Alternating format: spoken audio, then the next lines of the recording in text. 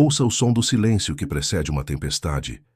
Imagine um quarto vasto, preenchido até o teto com livros, pergaminhos e troféus. O ar é pesado, denso, carregado de poeira e de uma história que já foi escrita. Você tenta entrar, mas não há espaço para o seu corpo. Você tenta respirar, mas não há oxigênio para uma nova ideia. Existe uma sensação sufocante que muitos de nós carregamos hoje.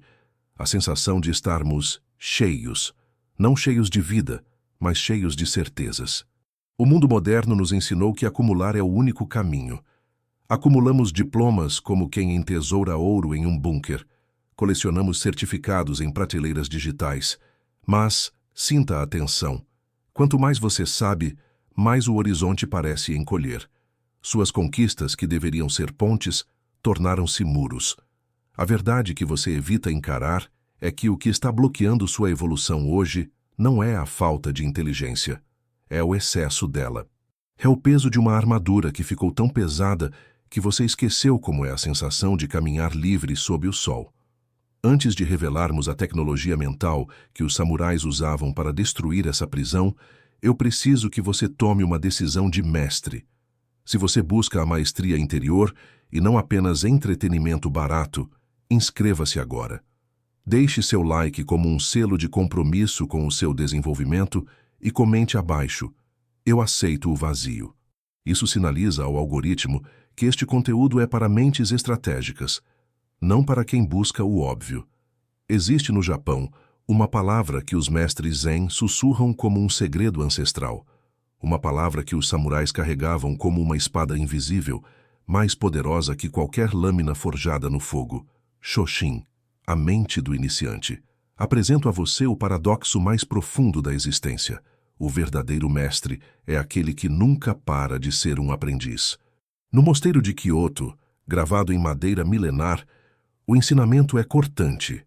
Na mente do iniciante existem infinitas possibilidades. Na mente do especialista, poucas. Neste ensaio, eu vou lhe mostrar como a sua própria expertise está te deixando cego. Vou revelar por que os maiores gênios da história e os CEOs mais disruptivos do Vale do Silício estão retornando a uma técnica de 1000 anos para não se tornarem obsoletos. A promessa é urgente. Se você não aprender a esvaziar sua taça, a vida, implacável como um mestre zen com sua vara de bambu, irá golpear você até que sua arrogância se quebre. Hoje, vivemos a era da ilusão de competência. Você interrompe alguém para dizer: "Eu já conheço essa teoria". Você descarta uma ideia porque já tentamos isso antes. Ao fazer isso, você fecha a porta.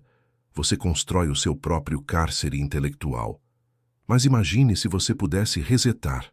Imagine encarar o seu problema mais complexo, seja na sua empresa, no seu relacionamento ou na sua saúde mental, com a curiosidade fresca de uma criança que vê a neve pela primeira vez. Isso não é ingenuidade, é a tecnologia mental máxima. É o que Miyamoto Musashi, o maior espadachim que já viveu, chamou de o vazio. Ele não ensinou a segurar a espada com força. Ele ensinou a soltá-la para que ela pudesse se mover. Prepare-se. O que você vai ouvir a seguir é a história de Thomas, um homem que tinha tudo o que o mundo valoriza, um MBA, poder e experiência, e que precisou perder tudo isso em uma fábrica de parafusos no Japão para descobrir o que realmente significa ver. Imagine Thomas, 32 anos, o ápice do que a sociedade ocidental chama de sucesso, consultor sênior em Boston, um MBA de Harvard pendurado na parede como um escudo, e 10 anos de experiência corporativa carregados no peito como uma espada de aço temperado. Thomas não era apenas um homem, ele era um monumento à competência. Ele havia lido todos os livros sobre Kaizen, entendia cada gráfico de eficiência e dominava o vocabulário da excelência. Quando sua empresa o enviou ao Japão para aprender o segredo da Toyota, ele não foi como um aluno. Ele foi como um colecionador de métodos, pronto para adicionar mais uma medalha ao seu currículo. Mas o que Thomas não sabia é que ele estava entrando em um campo de batalha onde sua inteligência seria sua maior fraqueza. No chão de fábrica, ele conheceu Kenji, 58 anos, um homem cujo silêncio era mais pesado que qualquer apresentação de PowerPoint. Thomas esperava reuniões estratégicas e modelos matemáticos. Em vez disso, Candy o levou até a linha de produção, apontou para o fluxo frenético de metal e homens e disse apenas uma palavra: observe.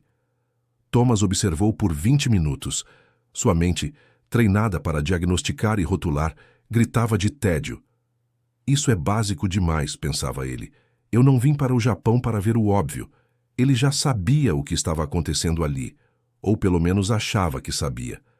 Passaram-se 2 semanas. 14 dias de pé, em silêncio, apenas olhando trabalhadores montando componentes. A arrogância de Thomas começou a se transformar em irritação. Ele sentia que seu tempo estava sendo desperdiçado.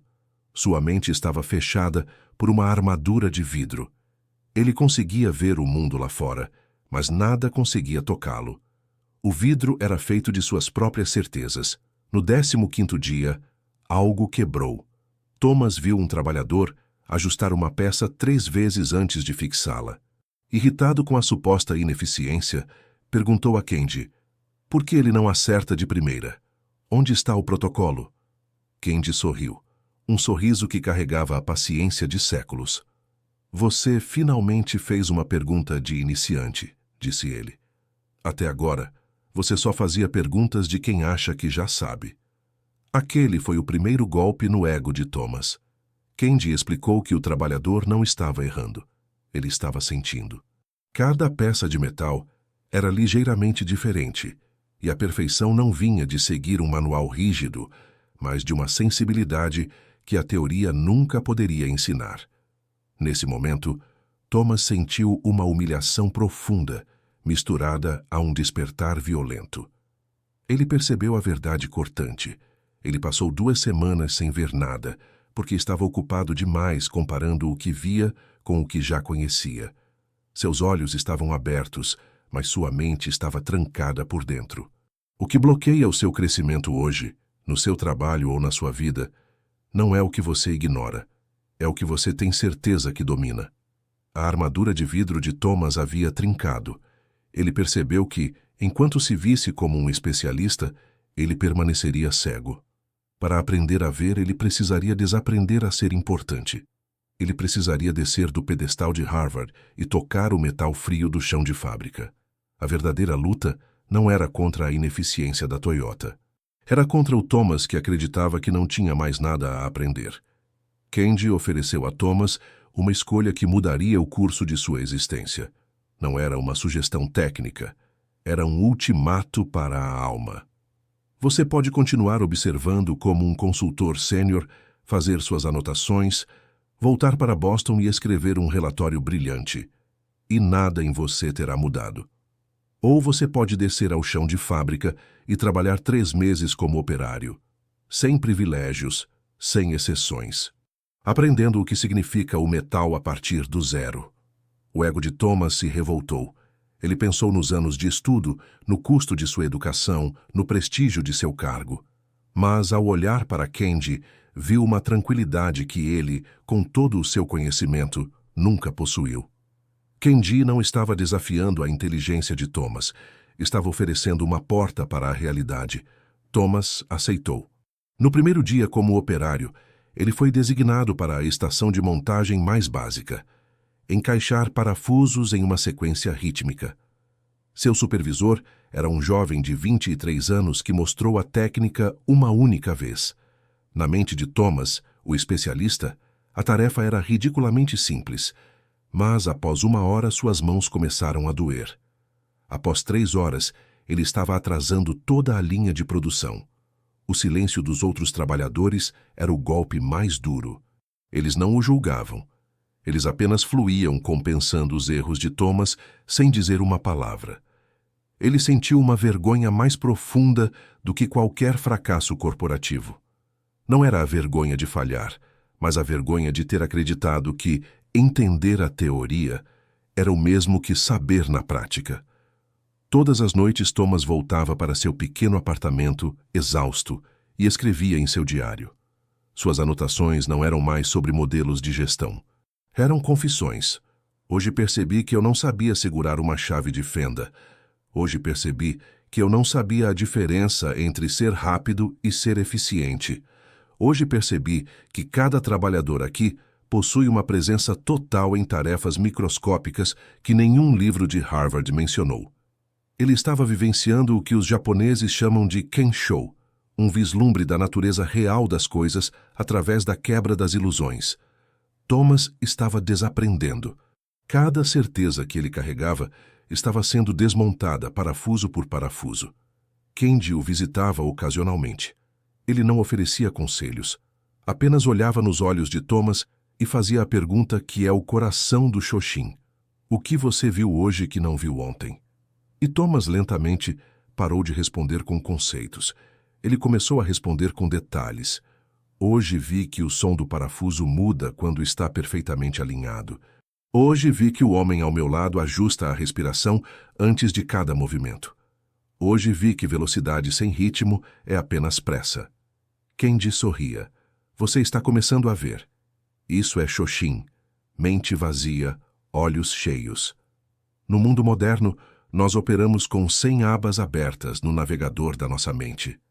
Achamos que ser produtivo é fazer muito ao mesmo tempo. Mas a sabedoria da fábrica ensinou a Thomas o contrário. A maestria é a capacidade de se perder completamente em um único parafuso. Quando você subtrai a arrogância do eu já sei, o que sobra é a pureza da ação. 3 meses depois, algo em Thomas havia morrido para que algo novo pudesse nascer. Ele não era mais o consultor de Boston fingindo entender o mundo. Ele era o homem que descobriu que o conhecimento sem a experiência é apenas ruído e que a verdadeira espada da sabedoria só é forjada no fogo da humildade. No caminho da espada, escreveu Miyamoto Musashi, o maior obstáculo é a crença de que você domina a espada. Porque no segundo em que você acredita que domina, você para de ver. E o que você não vê é exatamente o que irá matá-lo. Musashi, após vencer mais de 60 duelos mortais, não deixou um manual de técnicas em seu Livro dos 5 Anéis. Ele entregou o vazio. Ele ensinou que a mente deve ser como a água, fluida sem forma fixa, capaz de se adaptar a qualquer recipiente ou terreno. O que Thomas estava vivenciando na linha de montagem não era apenas uma lição de humildade, era uma reconfiguração biológica. A neurociência moderna explica o que os mestres Zen chamam de Mushin, a mente sem mente. Quando você executa uma tarefa que já domina, seu cérebro entra no que chamamos de modo padrão. Ele economiza energia, silencia o córtex pré-frontal e opera em circuitos já estabelecidos. Isso é eficiência, mas é também a morte da percepção. É a cristalização. Para o especialista, o mundo é um conjunto de padrões repetitivos. Para o iniciante, o mundo é um evento único. Quando Thomas se forçou a aprender a usar uma ferramenta do zero, seu cérebro foi inundado por uma tempestade química. O locus coeruleus liberou noradrenalina, sinalizando que o momento era crítico. A área tegmental ventral disparou dopamina, não pela recompensa da conclusão, mas pelo esforço da descoberta. Ele estava ativando a neuroplasticidade, a capacidade física do cérebro de se remodelar. O Shoshin não é uma filosofia fofa para decorar paredes. É uma tecnologia de sobrevivência neurológica. Existe um fenômeno na psicologia cognitiva chamado efeito Einstein. O conhecimento prévio bloqueia a solução criativa. Seu cérebro, viciado no caminho que já conhece, torna-se incapaz de ver o atalho que está bem diante de seus olhos. Thomas percebeu que seus 10 anos de consultoria o haviam tornado um mestre em aplicar soluções passadas a problemas presentes. Ele era um homem que carregava um mapa antigo para um território que mudava a cada segundo. Pergunte a si mesmo: quando foi a última vez que você sentiu o desconforto genuíno de não saber? Quando foi a última vez que você permitiu que uma ideia oposta à sua atravessasse sua armadura sem resistência? A maioria de nós está sofrendo de obesidade mental. Consumimos informações, cursos e vídeos sem nunca digerir a experiência. Acumulamos o saber sobre as coisas, mas perdemos o contato com as coisas. Musashi dizia que a estratégia é o artesanato do guerreiro, e o artesanato exige que você sinta a fibra da madeira, o peso do aço, a temperatura do ar. Thomas agora entendia que o Shoshin era o Zanshin da mente, a vigilância relaxada. No silêncio da fábrica, ele descobriu que estar vazio não significa estar oco, significa estar disponível. Uma taça cheia não serve para nada. Sua utilidade reside justamente no seu espaço vazio. Se sua mente está cheia de teorias sobre como a vida deveria ser, você nunca terá espaço para ver como a vida realmente é. A espada da neurobiologia é clara. Ou você se coloca voluntariamente no estado de iniciante, ou seu cérebro começará a calcificar. A especialização sem o Shoshin vira ortodoxia. E a ortodoxia é o primeiro estágio do esquecimento. Thomas não estava apenas montando carros. Ele estava forjando uma mente que, como a de Musashi, não poderia ser capturada por nenhuma forma fixa. Ao retornar para Boston, Thomas não entregou o relatório que a empresa esperava. Ele não entregou métricas, mas uma revolução silenciosa. Ele percebeu que a maior inovação não nasce de saber mais, mas de questionar o que todos dão como certo. Agora, o desafio não é dele, é seu. Para que o Shoshin deixe de ser uma história bonita e se torne uma tecnologia de poder na sua vida, você precisa atravessar o protocolo da ignorância voluntária. Este não é um convite para a estupidez, mas para a liberdade. É um caminho de 7 dias para desmantelar a armadura que está sufocando o seu potencial. O primeiro passo, a pausa epistêmica. Durante os próximos 2 dias, sua tarefa é o silêncio radical. Sempre que alguém começar a explicar algo e a sua mente disparar o gatilho do "eu já sei onde isso vai dar", você irá expirar. O "eu sei" é uma notificação mental que bloqueia a realidade. Em vez de interromper para demonstrar competência, faça uma pergunta de iniciante. Pergunte por quê, como se você tivesse 10 anos de idade. Observe como a outra pessoa se abre quando você para de competir e começa a aprender. O segundo passo, o dia do reverso. Escolha uma convicção profunda que você carrega, algo sobre seu trabalho, sua política ou sua identidade. Por 24 horas, você vai agir como o advogado do diabo contra si mesmo. Procure argumentos válidos para a posição oposta. O objetivo não é mudar de opinião, mas provar que sua mente ainda é flexível. Se você não consegue defender o lado oposto, você não tem uma opinião. Você tem um dogma. E dogmas são as algemas do crescimento. O terceiro passo, o ritual do ridículo. Escolha algo em que você seja absolutamente incompetente. Pode ser desenho, uma língua estrangeira, programação ou um instrumento musical. Dedique 1 hora para ser o pior da sala. Sinta o calor da frustração. Abrace o erro óbvio. Esse desconforto é o som da sua neuroplasticidade religando. É o ego sendo colocado em seu devido lugar, o de servo, não o de mestre. No mundo corporativo, nas redes sociais e nas mesas de jantar, somos recompensados por termos respostas prontas. Mas a vida, em sua essência, não é um exame de múltipla escolha. É um território selvagem que exige olhos frescos. Thomas ensinava seus CEOs a embalarem caixas e atenderem telefones não por humildade performática, mas para forçar o cérebro a sair do modo reconhecimento de padrões e entrar no modo percepção direta. Quando você elimina a linguagem da certeza, trocando o "isso é assim" por "meu entendimento atual é este", você sinaliza ao seu sistema nervoso que o mundo ainda é um lugar de descoberta. Você para de ser um fóssil intelectual e volta a ser um organismo vivo. O Shoshin é a capacidade radical de retornar ao estado de não saber, mesmo quando você é um mestre. É desmontar certezas como quem desmonta uma armadura pesada antes de entrar na água para não afundar. Se você carregar todo o seu passado para o momento presente, você se tornará pesado demais para o futuro. Nas artes marciais mais antigas do Japão, existe uma verdade que poucos compreendem até que seja tarde demais. A hierarquia das faixas é um círculo, não uma linha reta. Você começa na faixa branca, o símbolo da pureza e da ignorância. Luta anos para alcançar a faixa preta, o símbolo do domínio e da técnica. Mas nos graus mais elevados da maestria, o mestre retorna simbolicamente à faixa branca. Ele não esqueceu o que aprendeu. Ele apenas entendeu que o peso do conhecimento pode ser o maior obstáculo para a próxima vitória. Thomas agora tem 60 anos. Sua consultoria não é a maior de Boston, mas é a mais respeitada por aqueles que buscam o impossível. Ele não entrega relatórios de 500 páginas. Ele entrega perguntas que fazem CEOs perderem o sono e reencontrarem o propósito. Ele aprendeu que humanos não param de aprender porque envelhecem.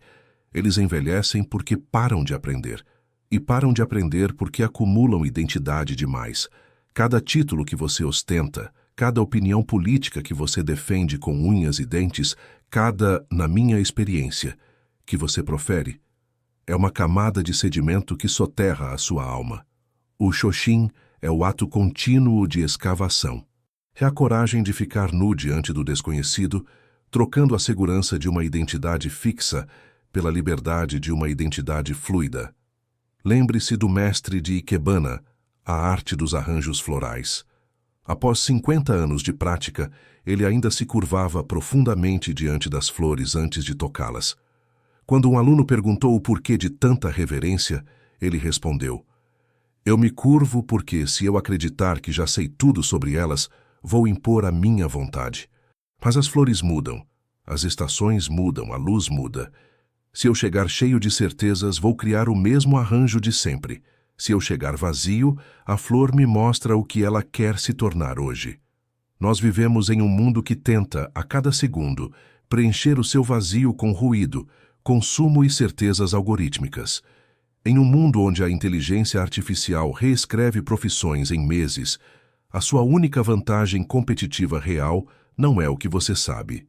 É a velocidade com que você consegue descartar o que sabe para ver o que está surgindo. A sabedoria não é chegar a uma resposta final, é refinar infinitamente a pergunta.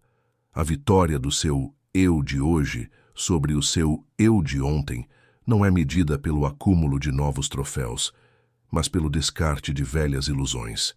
Se você olhar nos olhos de alguém verdadeiramente sábio, você não verá o brilho gélido da certeza, mas o fogo quente da curiosidade. Sabedoria real é saber que você não sabe nada, e, pela primeira vez na vida, ficar fascinado por isso. Encerramos esta jornada com uma provocação que Thomas faz a cada jovem que entra em seu escritório. Imagine que você acordasse amanhã sem memória, sem rótulos, sem o peso do seu passado ou o medo do seu futuro. Quem você seria se não tivesse nenhuma certeza para defender? A escolha está diante de você. Você pode passar o resto da vida polindo a armadura de um especialista, sentindo-se seguro enquanto o mundo passa por você, ou pode ter a coragem de soltar a espada, abrir as mãos e abraçar o vazio. Um caminho é o conforto da estagnação. O outro é o risco da vida. No final, o segredo que os mestres zen sussurram não é uma fórmula, é um silêncio. Um silêncio que diz: o poder não está em segurar, mas em soltar. A mente do iniciante é a única mente que nunca envelhece, a única que nunca falha, porque ela é a única que ainda está viva,